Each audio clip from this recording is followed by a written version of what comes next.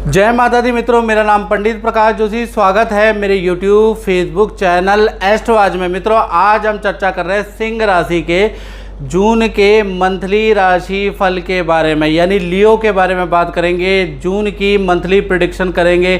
क्या ग्रह गोचर रंग ला रहे हैं, कौन से ग्रह गोचर परिवर्तन कर रहे हैं, इसके बारे में चर्चा करेंगे। और सिंह राशि की जून के महीने में कैसी होगी धन की स्थिति, स्वास्थ्य की स्थिति, उनके दाम्पत्य जीवन, उनकी संतान, उनके प्रेम की स्थिति, इसके बारे में मित्रों हम डिटेल में चर्चा करेंगे। पहले हम कुंडली के ऊपर नज़र डालते हैं। ये सिंह राशि की जून की कुंडली है। चंद्रमा और केतु तृतीय भाव में बैठे हैं, शनि सप्तम भाव में बैठे हैं, सूर्य और देखा जाए तो दसम स्थान में बैठे हैं। गुरु, राहु और बुध आपके नवम स्थान जहां 1 नंबर लिखा है वहां बैठे हैं। और शुक्र इस महीने देखा जाए तो अव्यय भाव में मंगल के साथ में बैठे हुए हैं। तो ये तो इस महीने की स्थिति हो गई। और 17 जून को शनि का एक बड़ा परिवर्तन हो रहा है। 17 जून को कुंभ राशि में शनि वक्री हो रहे हैं और आपके तो सप्तम भाव में वैसे ही शनि बैठे हैं और शनि की दृष्टि आपकी राशि पे चल रही है। अब जो शनि वक्री हो रहे हैं उसका क्या प्रभाव आप पे रहेगा, इसके बारे में चर्चा कर लेते हैं। तो ऋषियों ने लिखा है, सप्तमे भावे शनि वक्रा दाम्पत्य प्रेम सुखदायका, यानी सप्तम भाव जो होता है रिलेशन का, एक्स्ट्रा रिलेशन का, मैरिटल रिलेशन का, वैवाहिक जीवन का होता है। अब क्या हो गया, यहाँ पर शनि वक्र हो गया तो कुछ लोगों का विवाह का योग 140 दिन के अंदर बन जाएगा। 140 दिन तक शनि वक्री है। कुछ लोगों का लव शुरू हो जाएगा और कुछ लोगों का एक्स्ट्रा मैरिटल अफेयर भी बन सकता है। तो याद रखिएगा, शनि जो सप्तम भाव में तो कहीं ना कहीं वैवाहिक या प्रेम का सुख बढ़ाएंगे। जो भी तकरार है वो दूर हो सकती है। और साथ ही साथ आपका दाम्पत्य जीवन में कोई कोर्ट केस चल रहा है तो वो भी सॉल्व इस 140 दिन के अंदर हो जाएगा। यानी सप्तम भाव की जो भी समस्या है वो दूर होने वाली है।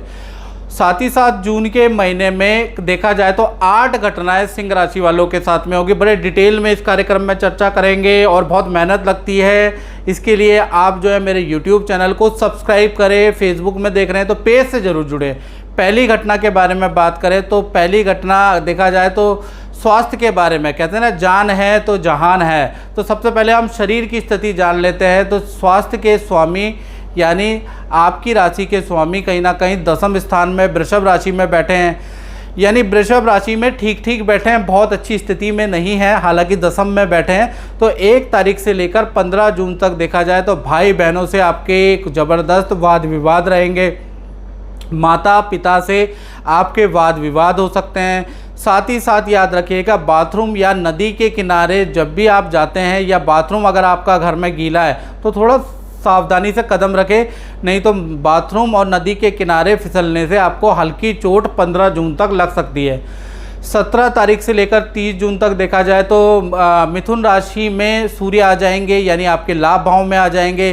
तो कहीं ना कहीं 17 जून से लेकर और 30 जून तक आपको आपके काम के लिए किसी संस्था से अवार्ड मिल सकता है या फिर आपके ही ऑफिस में आपका किसी प्रोजेक्ट में चयन हो सकता है और सीनियर आपकी तारीफ़ कर सकते हैं।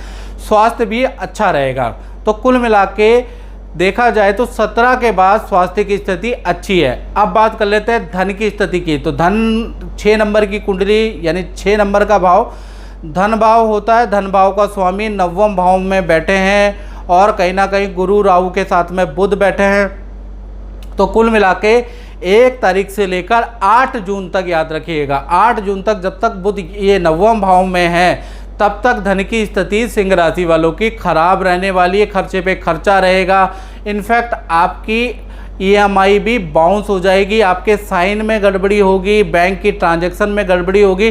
धन संबंधी 8 जून तक आप परेशान रहेंगे। 9 से लेकर 30 जून तक देखा जाए तो बुध या फिर यहाँ से निकल के वृषभ और मिथुन राशि यानी आपके दसम और लाभ भाव में ट्रांजिट करने वाले हैं कहीं ना कहीं जून के महीने में। ये स्थिति अच्छी है। 3 जगह से धन लाभ आपको हो सकता है। पहला, पुराना धन आपको मिलेगा। बैंक की ट्रांजैक्शन से जो धन कट गया है वो वापस आपको मिल जाएगा। साथ ही साथ एक्स्ट्रा इनकम कमाने का मौका मिलेगा, वो भी 9 जून से 30 जून के अंदर आपकी स्थिति अच्छी है। तीसरी घटना के बारे में बात करें तो चंद्र और केतु आपके तृतीय भाव में बैठे हैं, तो कहीं ना कहीं देखा जाए तो ये जो जून का महीना है माता के लिए अच्छा नहीं है। माता को हेल्थ में ये परेशानी रहेगी, हेल्थ के इशू जून के महीने में रहेंगे। सर्वाइकल स्पॉन्डिलाइटिस, बैक की पेन माता को रह सकती है क्योंकि चंद्रमा केतु के साथ में विराजमान है। चौथी घटना के बारे में बात करें तो परिवार भाव के स्वामी जो हैं वो मंगल है। मंगल 12वें में नीच के बैठे हैं शुक्र के साथ में, वो 12वें में बैठे हुए हैं, बहुत अच्छी स्थिति में नहीं है। तो देखा जाए तो वाहन पे आपका खर्चा हो सकता है, भूमि का क्रय विक्रय पे आपका खर्चा, या भूमि में अचानक ही कुछ चीज़ क्रैक हो जाएगी, टूट जाएगी, प्लास्टर डर जाएगा और आपको खर्चा करना ही पड़ेगा। साथ ही साथ कुछ लोगों का स्थान परिवर्तन का योग भी मंगल 12वें में बैठ के बना रहे हैं। इसी प्रकार से जो पांचवी घटना हो रही है वो हो रही है स्टूडेंट, जो भी स्टूडेंट है या सिंह राशि वाले जिनकी संतानें हैं उन पे ये घटना होगी। यानी देखा जाए विद्या के स्वामी गुरु कहीं ना कहीं 9वें भाव में जाके बैठे हैं, गुरु चंडाल दोष में बैठे हुए हैं, तो कहीं ना कहीं। और दूसरी चीज़ सप्तम शनि की दृष्टि भी उन्हीं के ऊपर है। तो कुल मिला के देखा जाए तो 1 तारीख से लेकर और 16 जून तक स्टूडेंट और संतान का मन अशांत रहेगा। मित्रों के साथ में बुरे काम में आप इन्वॉल्व रहेंगे। साथ ही साथ घर से झूठ बोलकर आप मित्रों के साथ में जाएंगे और ये झूठ पकड़ा भी जाएगा। घर में आपको दंड भी मिल सकता है, खरी खोटी सुनने को मिल सकती है और आप अपना काफ़ी समय 16 जून तक बर्बाद करने वाले हैं। यानी 16 जून तक स्टूडेंट और विद्यार्थियों की स्थिति बहुत अच्छी नहीं है। अब 17 जून के बाद देखा जाए तो गुरु की शुभ दृष्टि, क्योंकि गुरु 9वें में बैठे हैं तो उनकी जो शुभ दृष्टि आपके 5वें भाव में पड़ रही है, तो कहीं ना कहीं देखा जाए जल्दी ही गलत चीज़ों से आप बाहर निकल जाएंगे। प्लस मंदिर तीर्थ के दर्शन स्टूडेंट और विद्यार्थियों के होने वाले हैं और धार्मिक पुस्तकें आप पढ़ने लगेंगे। जो आपने गलत कर्म किए हैं 16 जून तक उसका बड़ा पश्चाताप आपको होगा। छठी घटना देखी जाए तो नौकरी वालों के साथ हो रही है। नौकरी के स्वामी शनि केंद्र में बैठे हैं, 7वें भाव में बैठे हैं, तो 1 तारीख से लेकर 16 जून तक जो सिंह राशि वाले जितने भी लोग नौकरी करते हैं वो ध्यान से सुने। ऑफिस में सब कुछ नॉर्मल है, वर्क रूटीन जो वर्क रूटीन जैसा चल रहा है वैसा ही चलेगा, कोई चेंज आपके कोई बदलाव नहीं आ रहा 16 जून तक। 17 जून से जैसे ही शनि वक्री होंगे पुरानी जगह से या नई जगह से आपको कोई ऑफ़र ज्वाइन करने का, कोई नई जॉब का ऑफ़र आपको मिल सकता है। आपकी मर्ज़ी, आप ले या ना ले, अच्छा पैकेज, अच्छी डेजिग्नेशन आपको मिल सकती है और शनि वक्री के कारण ये चीज़ें मिलेंगी।